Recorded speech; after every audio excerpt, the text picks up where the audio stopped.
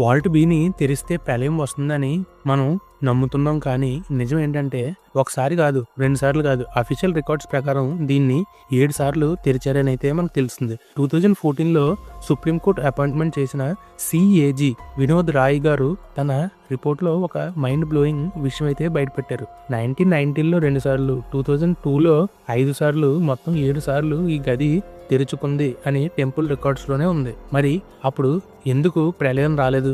ఎందుకు సర్పాలు ఎవరిని కాటేయలేదు? ఇక్కడ ఒక పెద్ద కాన్స్పిరసీ థియరీ అయితే ఉంది. రాజకుటుంబం చెప్తున్న దాని ప్రకారం అప్పుడు తెరిచింది కేవలం ఔటర్ ఛాంబర్ మాత్రమే, ఇన్నర్ ఛాంబర్ కాదు.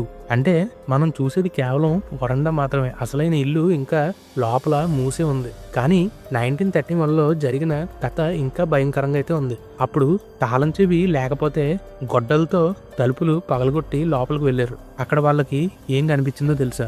అది తెలుసుకోవాలి అంటే పార్ట్ 5 మీరు చూడాల్సిందే. పార్ట్ 5 గురించి వెయిట్ చేయండి. రేపటి వీడియో ఈ రోజు కన్నా ఇంకా ఇంట్రెస్టింగ్ ఉండబోతుంది.